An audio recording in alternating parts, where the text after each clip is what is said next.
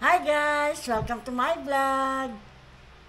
And today's vlog, magluluto po ako ng ginisang kalabasa.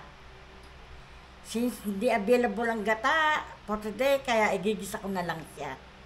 So, ito nga po ang aking mga sangkap. Kalabasa, pork belly, at ang panggisa, kamatis, bawang, sibuyas.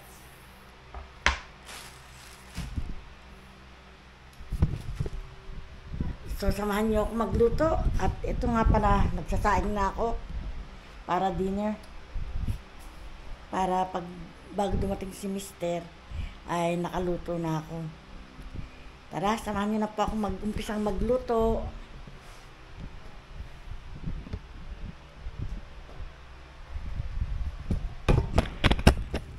So, ito-turn on ko na ang kalan. Lumilipad tong aking, sandali lang.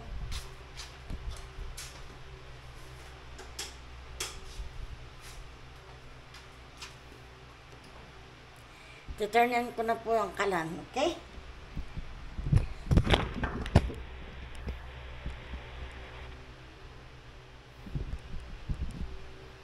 Yan na siya.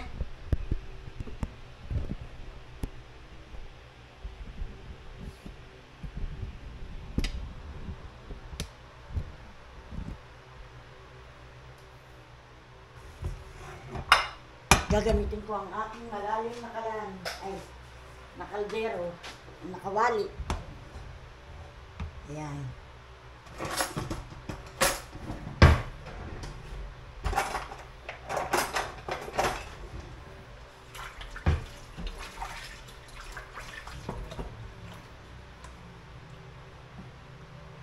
So, ang una ko pong gagawin ay palalambutin ang karning baboy. Meron siyang konting tubig. Tapos ay tatakpan natin.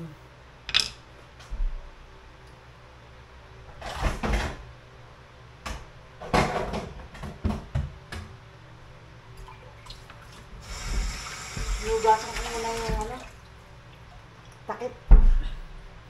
Ayan. Tinakpan ko na po at aabangan natin ang ang pagkulo ng tubig at pag-iga niya para masangkot siya po yung baboy. Lulutuin natin ng konti at saka natin siya lalagyan ng panggisa. Isa po ako ay nagpapalambot po ako ng karne. Ay hayaan niyo munang batiin ko ang aking mga dating subscribers. At sa mga bagong subscribers po, ang mga viewers at silent viewers. Sana po inyo pong i-hit ang like, comment down below, share, at don't forget to hit the notification bell for the updates of my video. So, maraming salamat po sa inyong lahat. And shout out to all! Check na po natin yung karning pinalalambot para maggisa na.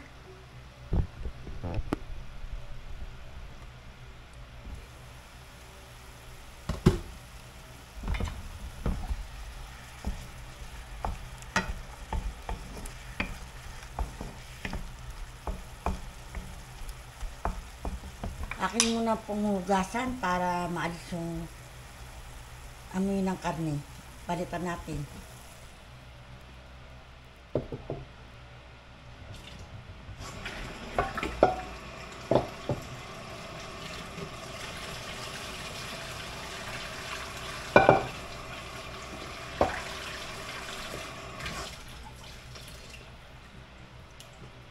So, inalis ko po yung konting tubig na pinaglagaan at pinagyan ng bago para po maalis yung amoy ng karning baboy.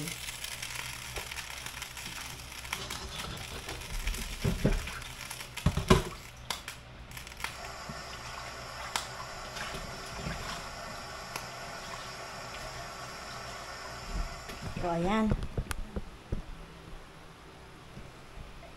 Kumukulo na rin yung kanin natin. Maya-maya, luto na rin siya. Yan. Ito yung usok.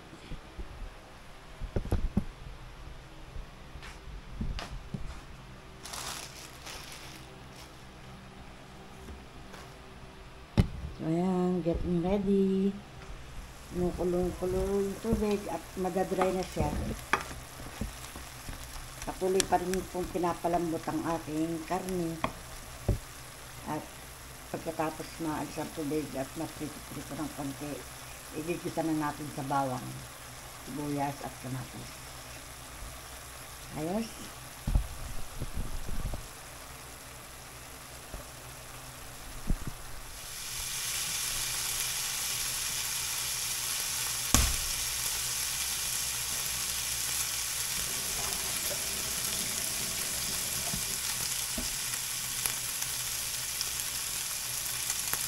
So, lagyan ko na po ng oil.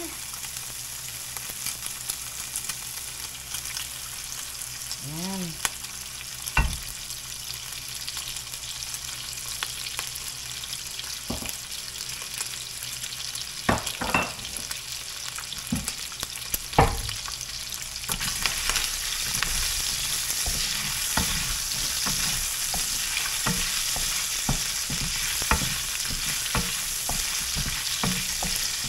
Lagyan po natin. Ito na po ang bawang.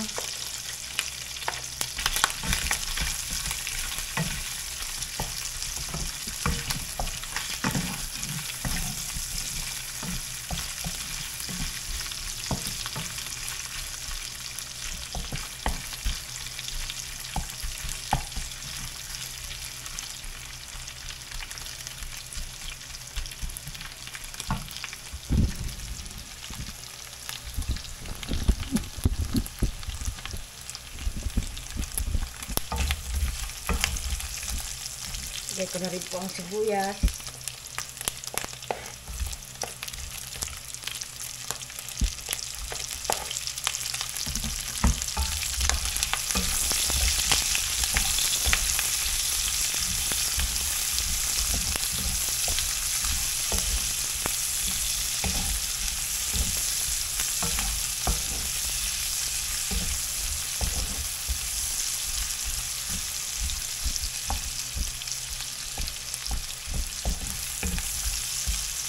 Pag nakita nyo na pong transparent na yung sibuyas, saka na po natin lagyan yung ating kamatis. Kasi yung sibuyas, pag nag-transparent, nagkakatamis siya.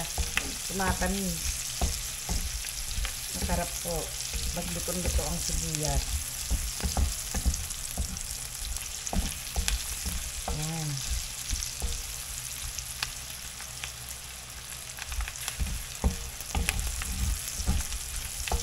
Sarap. Lagyan na po natin ang kamatis.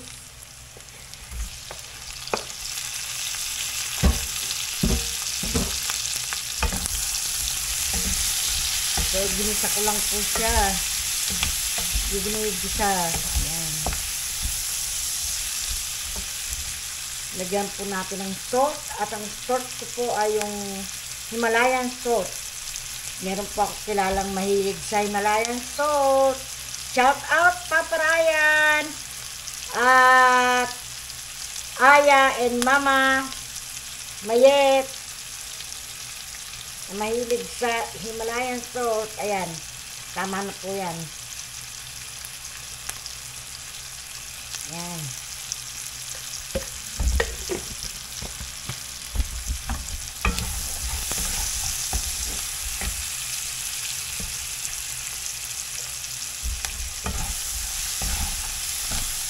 Na.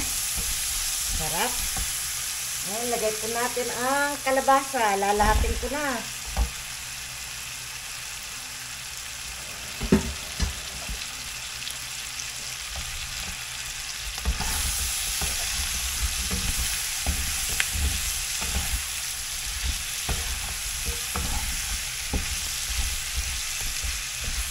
Lalagyan ko po ng konting tubig.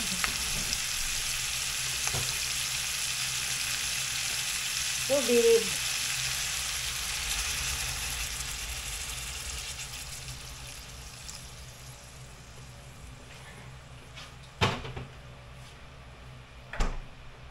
Wala pong betchin, walang ano tawag doon? Magic sarap, walang anything. Para po natural taste ang kanyang lasa. Diba? Yan na. Palalambutin natin yung kalabasa. Lagyan po natin ng paminta. Kasi parang umanghang siya. Maraming tao pong mahilig sa paminta. Isa na rin po ako. Yan. May asin na, paminta, kalabasa, kamatis, lahat na. Yan na. Lahok-lahok na. Sasarado po natin, takpan. At nang maluto. O, abangan natin mga ilang minuto. Pag kulo-kulo niyan, titignan natin kung malambot na yung kalabasa. So, luto na. Yes! Shout out po ulit sa mga subscribers, viewers!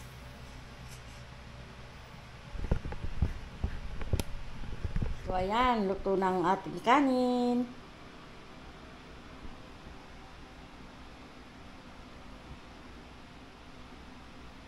Iniin na lang po. Ayos?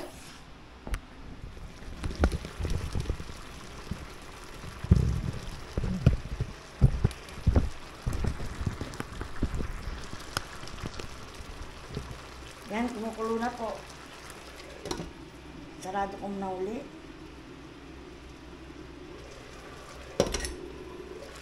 Kumukulo na siya.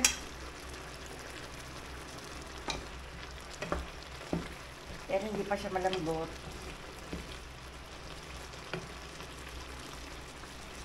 Titikman ko muna po ang lasa. Kung tama na ang kanyang asin. Init.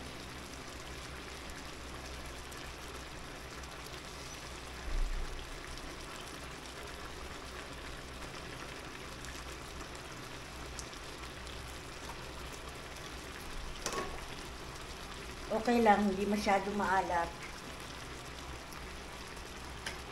Tama lang. Masarap. Ang karne niya yun. Palambutin na muna natin. Para maluto ang kalabasa. Saraduan ko na. Takpan ko na po.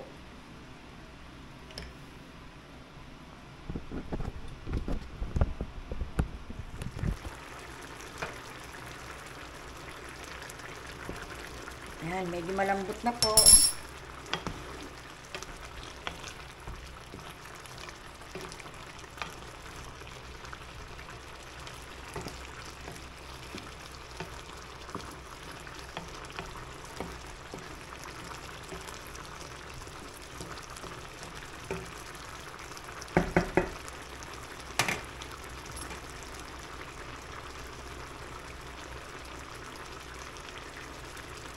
Sarap ng lasa.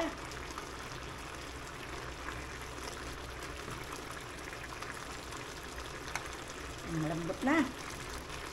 Luto na po ang ating ulam. At masarap ang lasa.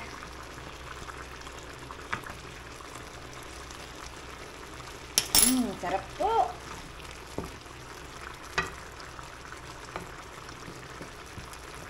Yes.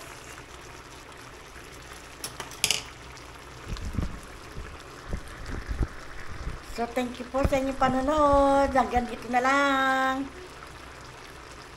ang aking vlog for today. Pinoy House Cook. Lutong bahay po. Maraming salamat. At pepesto na po ako sa aking panunuoran ng aking mga issue sa Pilipinas. Napapaganda po ako ng panonood sa ganitong palabas.